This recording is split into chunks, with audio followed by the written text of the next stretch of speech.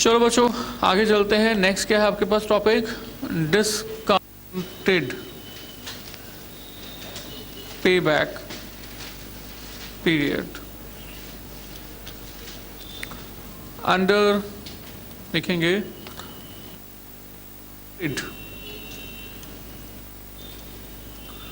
पे back period we will consider time value of money factor while computing recovery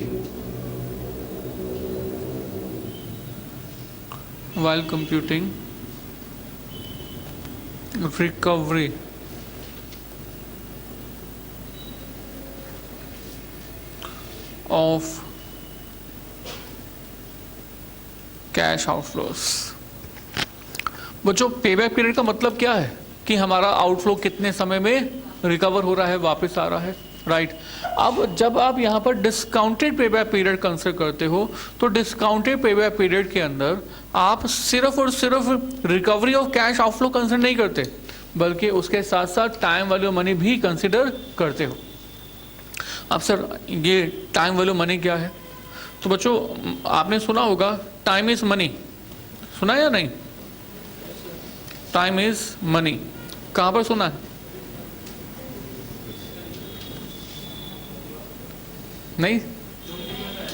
अच्छा धूम 3 में सुना है, धूम 3 में सुना हुआ है आपने, राइट। और ये जो टाइम इज मनी है ये वाकई में होता है या ऐसे ही लिख रहे हैं? टाइम इज मनी कैसे हो सकता है यार, हम तो सुबह से शाम तक खाली बैठे रहते है ना। फिर टाइम इज मनी होता है तब तो हमारे पास बहुत सारा मनी है, बहुत सारा पैसा है, पर जेब खाली है, राइट। ये सुनो हो सकता है ऐसे? सर ये उन्हीं के लिए होता है जो टाइम को प्रॉपर वे में यूज करते हैं, और जो यूज नहीं करते हैं उनके लिए बकवास है, बेकार है। जो आप लोग के साथ भी ऐसा ही है। आप कहोगे सर टाइम इज मनी नहीं होता, मैं आपको देखो एग्जांपल देता हूँ, out of the capital budgeting है। आपने कहा सर टाइम इज मनी नहीं होता, हम तो अटेम्प्ट आराम से पढ़ेंगे, राइट। आपका कमिंग मई जून अटेम्प्ट है, राइट।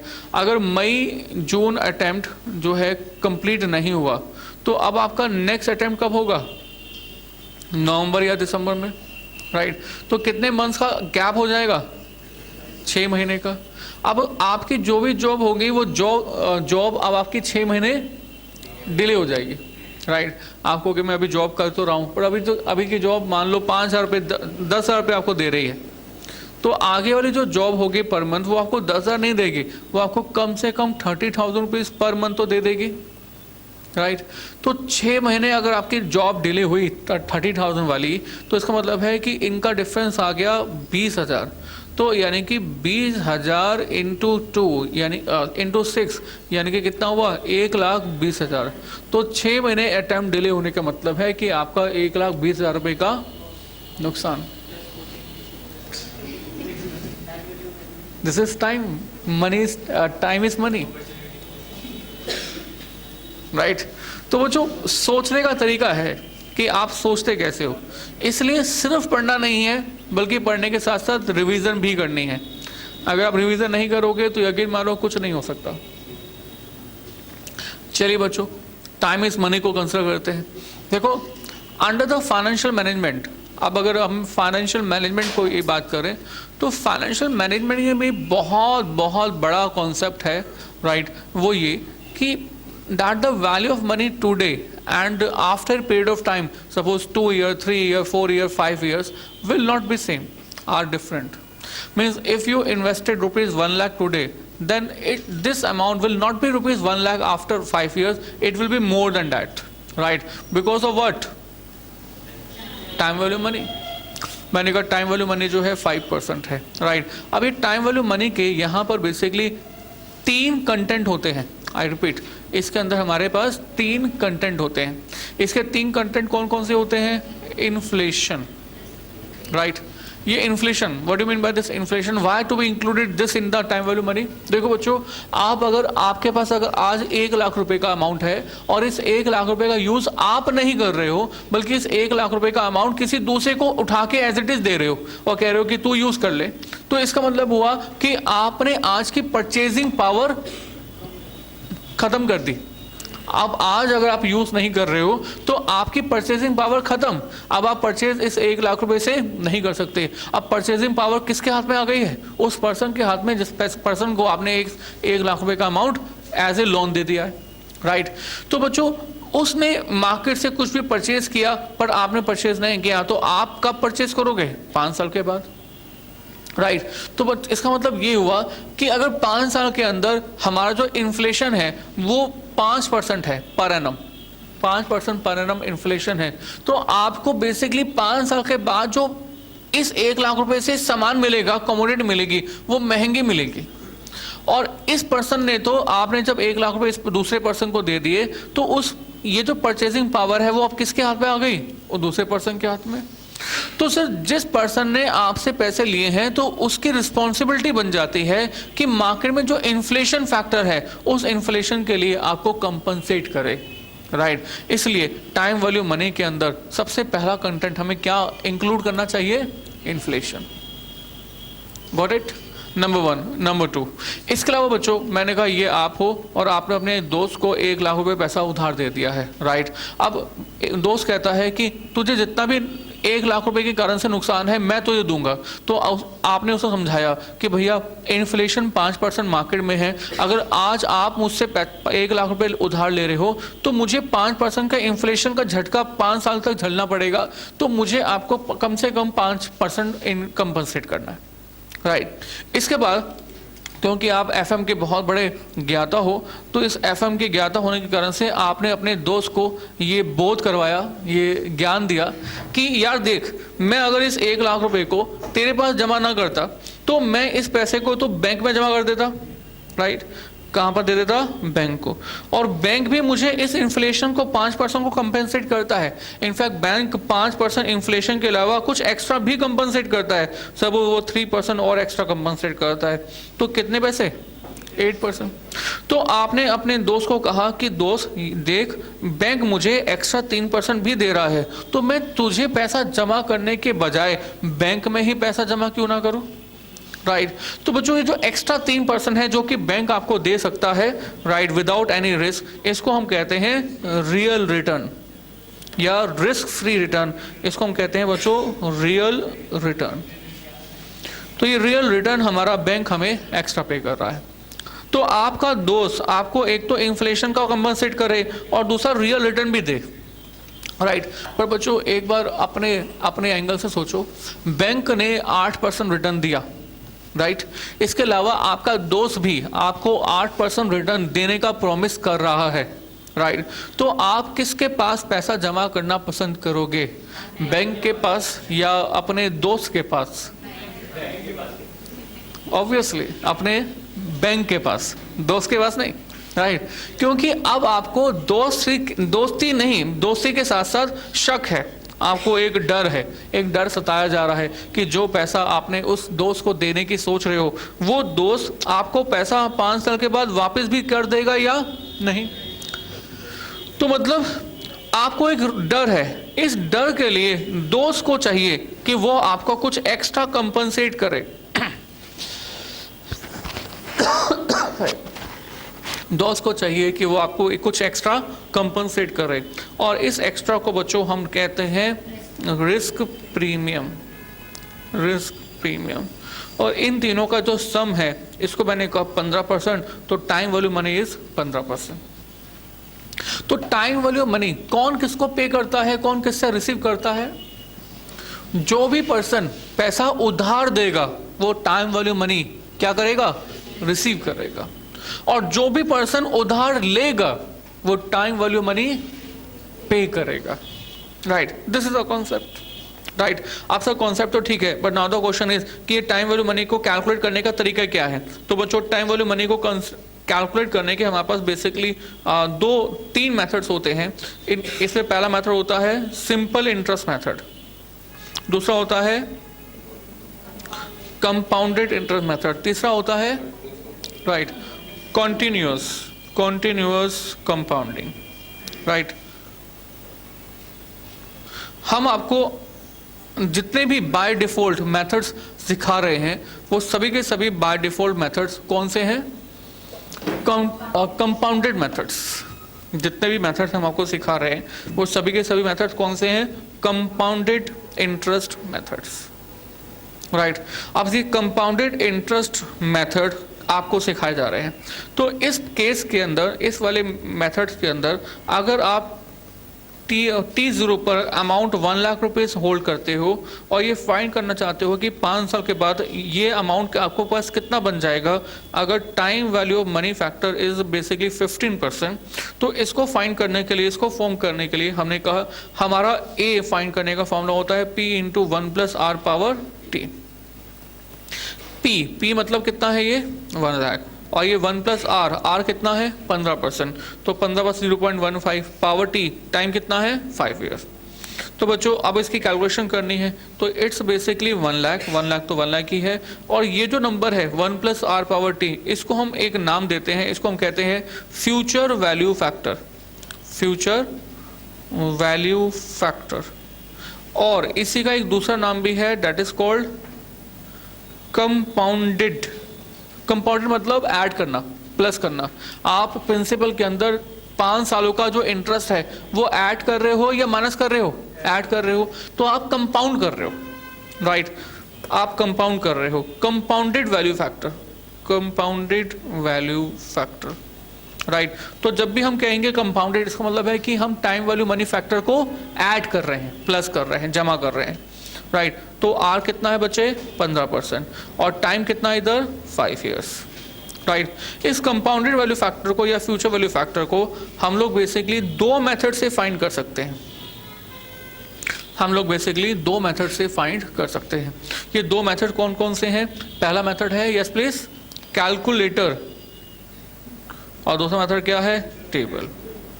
राइट, बच्चों आपके पास बुक है, तो बुक के पीछे एक टेबल गिवन है। आपके पास जो बुक है उसकी बुक के लास्ट में देखो, आपके पास जो टेबल है वो क्या बताती है? टेबल इस तरह से है, 1%, 2%, 3%, 4%, 5%, 6%, ऐसे चलता जाएगा। और टाइम, ये है time, 1, 2, 3, 4, 5, 6 and so on. Right, तो इस टेबल में आपको कौन सी टेबल देखनी है? Future value table. जब तक आप टेबल सही सिलेक्ट नहीं करोगे तब तक आप सही रिजल्ट पे नहीं पहुंच सकते। तो आपको टेबल कौन से देखनी है? Future value table. और फ्यूचर वैल्यू टेबल को कैसे देखना है? टाइम आप 5 ईयर्स देखो, और इस 5 ईयर्स को देखते जाओ किसके नीचे? 15% रिटर्न के नीचे। तो इसके साथ जो मैचिंग वाला नंबर बन जाएगा, यही नंबर वो नंबर है जो हमें फाइंड करना है। Right, just compute this, 2.011, it's 2.011 आ गया। और जैसे ये 2.011 आ जाता है तो इस 2.011 को हम यहाँ पर यूज़ करेंगे, तो A will be equal to 1 lakh multiply by 2.011।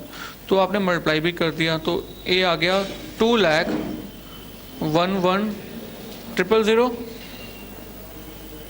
नहीं 00 2,01,100। राइट, बट सर अगर आप कैलकुलेटर से करोगे तो कैसे करोगे?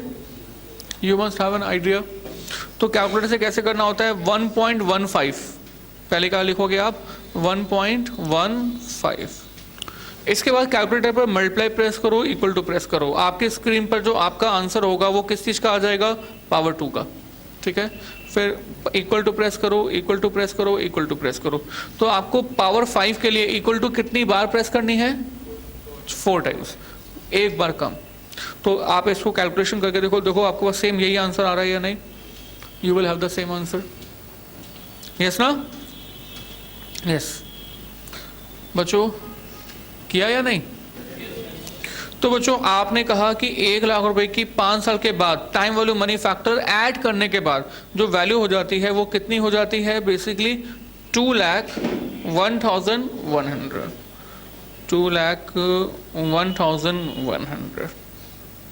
Right sir. और हमने कंपाउंडेड वैल्यू फैक्टर कब यूज करते हैं, जब हमें टाइम वैल्यू मनी फैक्टर को ऐड करना हो, प्लस करना हो, राइट। अब सर मैंने आपको इसमें छोटा सा एग्जांपल और दिया, मैंने कहा बच्चों देखो, अगर मैं आपको ये बता दूं कि 5 साल के बाद आपको कुछ पैसा मिलने वाला है 1 लाख रुपए, राइट, और टाइम वैल्यू ऑफ मनी जो है वो 15% है, तो बताओ T0 पर, मतलब आज की डेट में आप कितना अमाउंट इन्वेस्ट करने के लिए रेडी हो, कितना अमाउंट इन्वेस्ट करने के लिए आप आज ही की डेट में रेडी हो। तो इसके लिए आप कहोगे सर बड़ा आसान है, आपके पास ए पता है और ए से अब आपको क्या फाइंड करना है, प्रिंसिपल यानी कि पी। तो ए पता है, पी निकालने के लिए व्हाट यू डू, क्या करोगे, तो वो फॉर्मूला वही है, A is equal to P into 1 plus R power T होता है फॉर्मूला। और आपको अब पी निकालना है ना, then it will be A upon 1 plus R power T, और you can say P is equal to A into 1 upon 1 plus R power T. Calculation करो, पी निकालना है हमें, और ये आ जाएगा 1 lakh into 1 upon 1 plus R, R है 0.15, और पावर, और जो पावर है वो कितनी है 5 years, राइट। और ये जो नंबर है, ये नंबर, इस वाले नंबर को हम कहेंगे क्या नंबर, क्या कहेंगे, प्रेजेंट वैल्यू, इसको हम कहेंगे प्रेजेंट वैल्यू फैक्टर। और जो ये प्रेजेंट वैल्यू फैक्टर है, इसमें रेट ऑफ इंटरेस्ट 15% और टाइम टी कितना है 5 years is equal to P. और बच्चों इस नंबर को फिर से हम लोग कैसे फाइंड कर सकते हैं, either from one of the 2 method, दो में से किसी एक मेथड से, एक तो टेबल से और दूसरा कैलकुलेटर से। टेबल से कैसे बच्चों, फिर से आप कौन सी टेबल देखोगे, present value table, present value table देखोगे, और इस प्रेजेंट वैल्यू टेबल में फिर से वही सब कुछ है कि यहाँ पर आपके पास आर गिवन होगा, टी गिवन होगा, 1%, 2%, 3%, 4% एंड सो ऑन, और यहाँ पर टाइम गिवन होगा 1, 2, 3, 4, 5 एंड सो ऑन। और आपको क्या करना है 5 years के सामने, और कितने परसेंट में देखना है 15% में। तो 15% में देखो, और देखो ये वैल्यू कितनी आती है 0.497, राइट। और अगर आपको कैलकुलेटर से करना हो तो कैसे करोगे, देखो आपको ये चाहिए 1.15 पावर 5, राइट। तो आप इसकी वैल्यू कैलकुलेटर से कैसे निकालोगे, पहले 1.15 प्रेस करो, राइट, उसके बाद डिवाइडेड बाय इक्वल टू, जैसे ही आप divided by equal to press कर दोगे तो आपके पास जो आपकी स्क्रीन पर आपके पास आंसर होगा वो होगा 1/1.15 के पावर 1 का, ठीक है। उसके बाद फिर से इक्वल टू प्रेस करो, अब आपके स्क्रीन पर जो आपके पास आंसर होगा वो किसका होगा, 2 का, 3 का, 4 का एंड 5 का। तो इस तरह से बच्चों आपके पास सभी के सभी नंबर्स आ जाते हैं।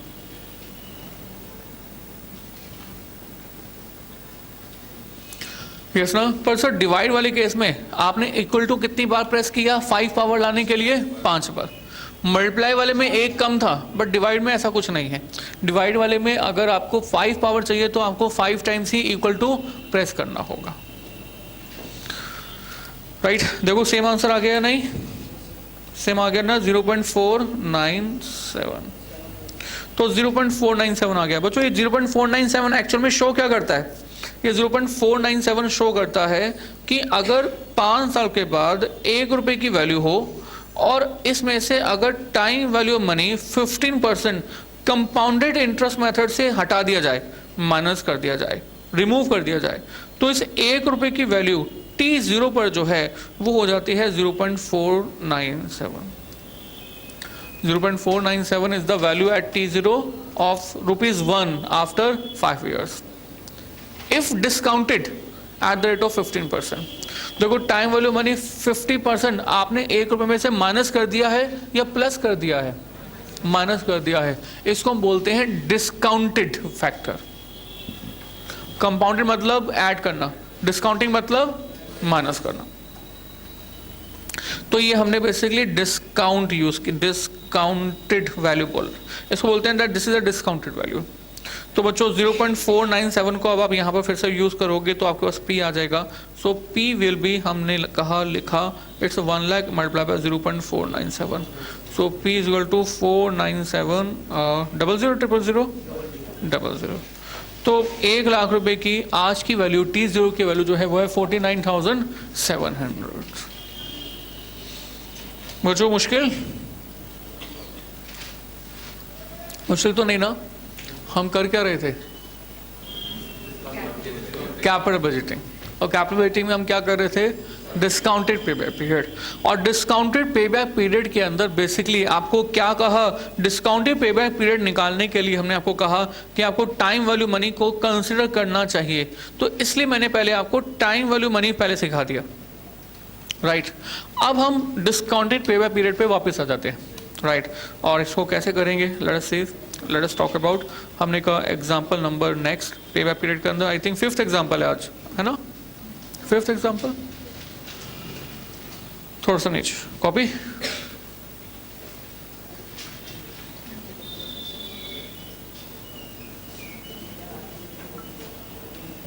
बच्चों कॉपी कर लो सर, कोई दिक्कत नहीं है।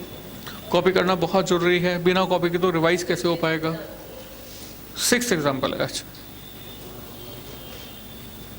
Please copy this fast.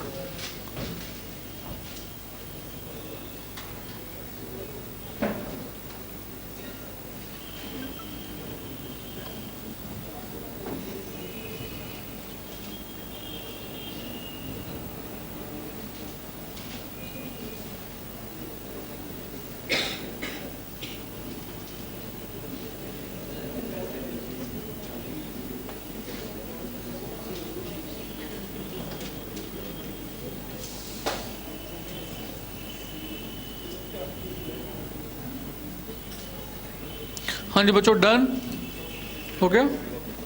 चलिए बच्चों एग्जाम्पल नंबर 6। हाँ जी सर, सुनिए सुनिए सुनिए। देखो हमने कहा फिर से T0 पर cost of the project is rupees suppose to be 50 lakh, ठीक है। और 1 2 3 4 5 1 2 3 4 एंड 5 डिफरेंट ईयर्स के अंदर जो कैश इनफ्लो आपके पास रिसीव हो रहा है, अराइज हो रहा है, वो हो रहा है 20 lakh, 20 lakh and 10 lakh, 20 lakh, 10 lakh. Time value of money is equal to basically 10%। Suppose ऐसे क्वेश्चन कह रहा है, राइट। क्वेश्चन कहता है फाइंड डिस्काउंटेड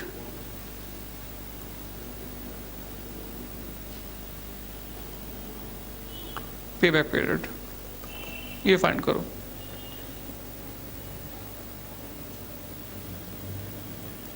क्या फाइंड करना है? Discounted payback period. तो बच्चों अगर मैं आपसे कहूं कि सिंपल पेबैक पीरियड फाइंड करो, तो सिंपल पेबैक पीरियड तो बड़ा आसान है ना? सिंपल पेबैक पीरियड मतलब क्या? 50 लाख रुपीस इन्वेस्ट किए और ये 50 लाख रुपीस आपके पास कितने सालों में, कितने ईयर्स में वापस आ गए? 3 ईयर्स में। तो this is simple payback period. But sir थोड़ा ध्यान दो, आपने जो 50 लाख रुपये इन्वेस्ट किए हैं वो 3 सालों में आपके पास एज इट इज वापस आ गए हैं। बट जो पैसे आपके पास वापस आए हैं उस अमाउंट के अंदर आपकी टाइम वैल्यू मनी भी तो इंक्लूडेड है।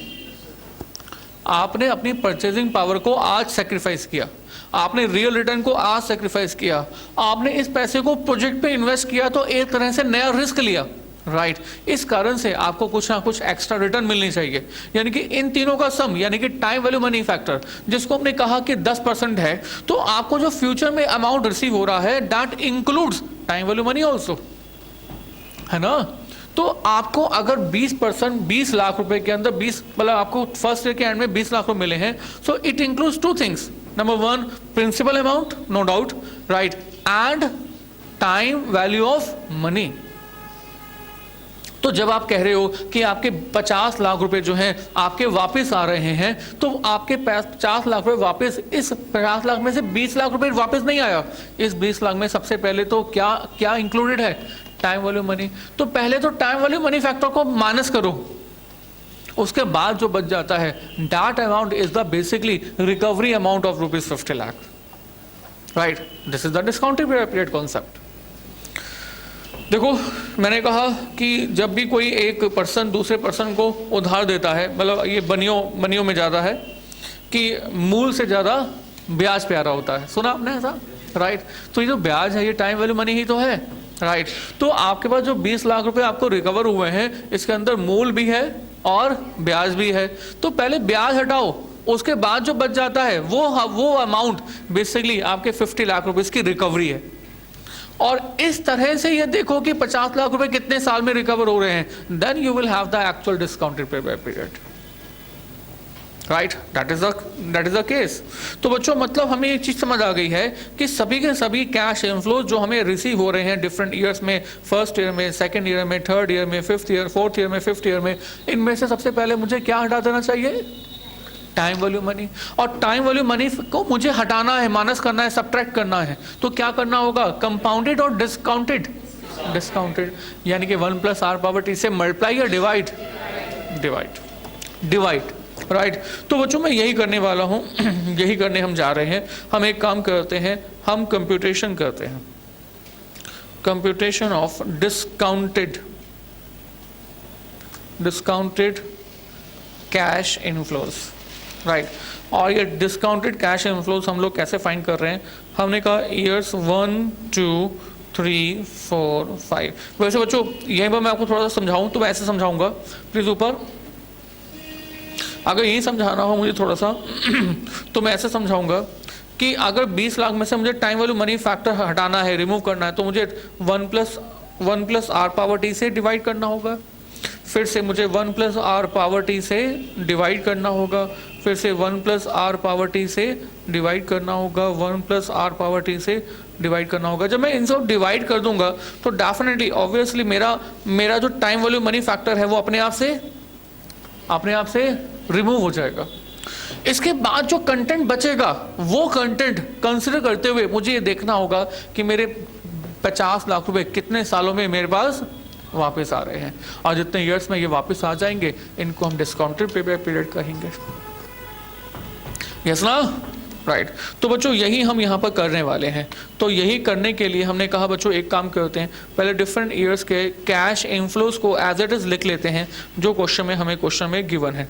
और गिवन क्या क्या है? 20 लाख, 20 लाख, 10 लाख, 20 लाख, 20 लाख, 10 लाख, और उसके बाद 20 lakh and 10 lakh,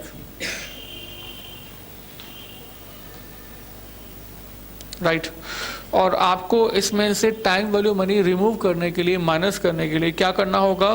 present value factor use करना होगा। ऐसी है ना बच्चों? ध्यान दो, जब हम 1 + 1/1 + r⁻t से डिवाइड करते थे तो इस वाले नंबर को हमने क्या कहा था? Present value factor. तो आपको हर नंबर को किससे मल्टीप्लाई कर देना होगा? प्रेजेंट वैल्यू फैक्टर से, मतलब जिसमें r जो है वो 10% है और टाइम डिफरेंट ईयर्स में है। लाइक प्रेजेंट वैल्यू फैक्टर पहले वाले केस में होगा 1/1 + 0.10 पावर 1, 1/1 + r⁻t कर रहे हो आप हर ईयर के अंदर, और आप यही करते जा रहे हो, पावर 3, पावर 4 एंड पावर 5। ये प्रेजेंट वैल्यू फैक्टर्स आ रहा है। और जैसे ये प्रेजेंट वैल्यू फैक्टर आ रहा है तो अब आप बताइए present value factor first year में है कितना? 0.909, 0.826, 751 and then 683 and then 621, right. ये प्रेजेंट वैल्यू फैक्टर है। और बच्चों इस कैश इनफ्लो को इसके प्रेजेंट वैल्यू फैक्टर से मल्टीप्लाई कर दूंगा अगर मैं, मींस मैंने ए और बी को मल्टीप्लाई कर दिया तो आपके पास ये नंबर आ गया। This is present value of cash inflows. Yes please, कितना आ गया? मल्टीप्लाई कीजिए और मुझे बताइए। 181818 ऐसे ना? 18 लाख फर्स्ट वाला, सेकंड वाला? अच्छा गलती क्या है? 1818 आगे बताओ। 1818 लास्ट में 2, 16,892 नेक्स्ट 315 027 नेक्स्ट 621। अच्छा 621 लिखा है ना? एक पहले वाला गलत है। अच्छा अच्छा थोड़ा सा राउंड ऑफ किया हुआ है, परफेक्टली फाइन। बच्चों देखो, छोटी छोटी बातों में मत उलझा करो। यहाँ पर इन्होंने 4 डिजिट की कैलकुलेशन बताई है, 3 डिजिट तक हमने लिखा है, तो डेफिनेटली कुछ डिफरेंस आ रहा है, हो जाएगा, राइट। तो आगे चलते हैं। इसके बाद हम लोग आगे चलेंगे, क्या आगे, cumulative cash inflow. Cumulative cash inflow मतलब first number as it is 1818182, next number add कर दो।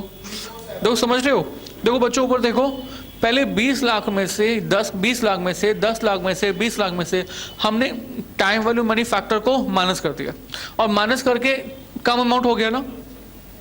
देखो 20 लाख कितना हो गया है, 1818182, 20 लाख ये हो गया है 1652892, ये 10 लाख हो गया है 751315।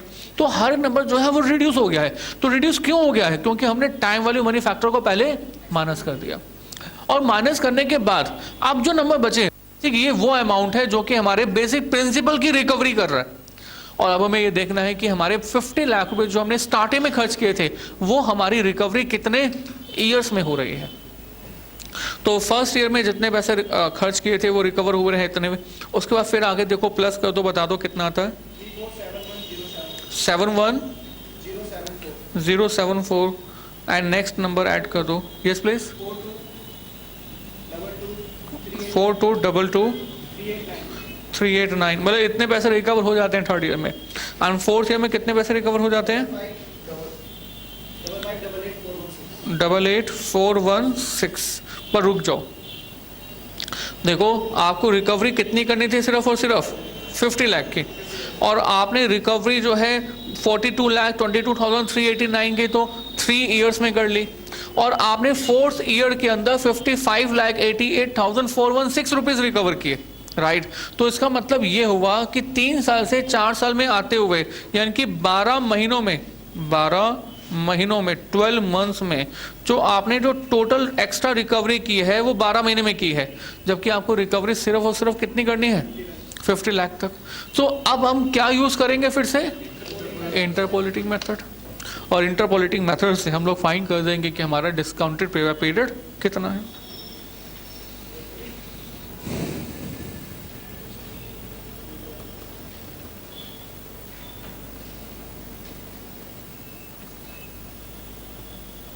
Discounted payback period, and the discounted payback period is equal to 3 years plus something। और बच्चों इस समथिंग को फिर से हम लोग कैलकुलेट करते हैं अलग से, और कैसे करेंगे, हम कहेंगे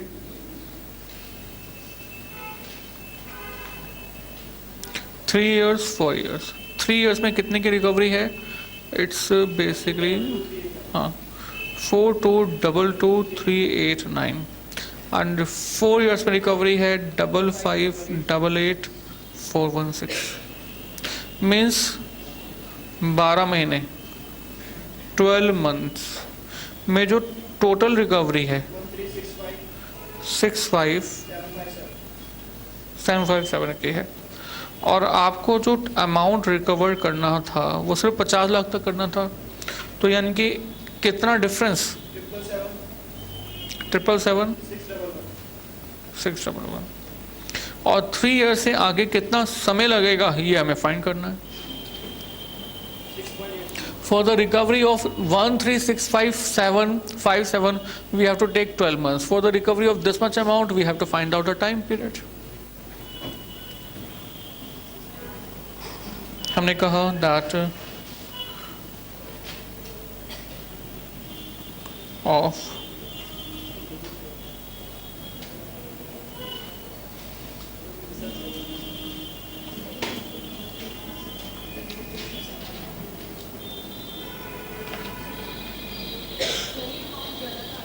कौन सा बच्चे,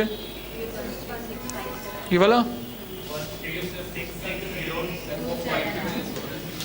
13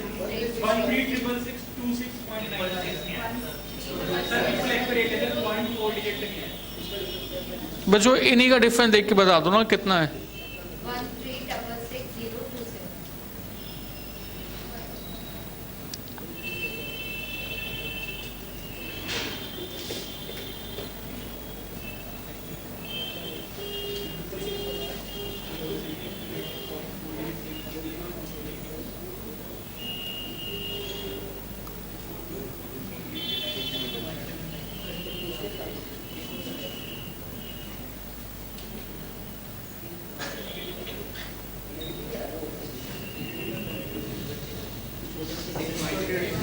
फिर से 6.8, ये सब कि क्या जाएगा, this is months, this is months. इसको ईयर्स में कन्वर्ट करना है तो let us do one thing, इसको 12 महीने लिखो ही मत, इसको 1 ही लिख दो भाई। 12 मंथ्स को आप 1 ईयर ही लिखा रहने दो ना। अगर आप इसको 12 मंथ्स को 1 ईयर ही लिखा रहने दोगे तो आपका जो आंसर आएगा वो ऑटोमेटिकली ईयर्स में आ जाएगा। आप पहले 12 से मल्टीप्लाई करके लास्ट में 12 से डिवाइड करते हो, ना मल्टीप्लाई करो ना डिवाइड करो। तो अब आपका जो आंसर आ जाएगा वो कितना आ जाएगा, 0.569, राइट। तो इस 0.569 we have to consider here, और you can say 3.6 years, round off कर दिया।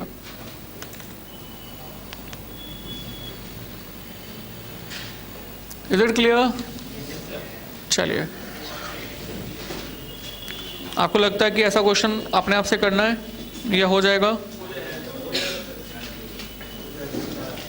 पक्का? ठीक है सर, अगर हो जाएगा तो बहुत अच्छी बात है। हम लोग क्या करते हैं, इसी में ही थोड़ा सा आगे बढ़ लेते हैं। पहले आप कॉपी कर लो please, copy all these, because सब कुछ कॉपी करने के बाद ही आपकी रिवीजन आसान हो सकती है। अभी जो आपके दिमाग में बहुत इजी लग रहा है वो बाद में इजी तब लगेगा जब आपके रजिस्टर में लिखा होगा। तो जब भी आप पढ़ते हो तो ये माइंड में लेके पढ़ो कि रिवीजन आसान होनी चाहिए।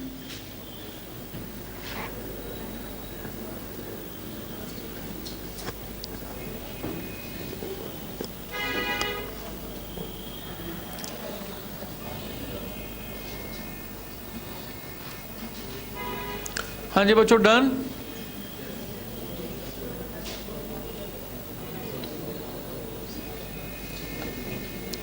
इसको बच्चों हम आगे चल रहे हैं, दैट इज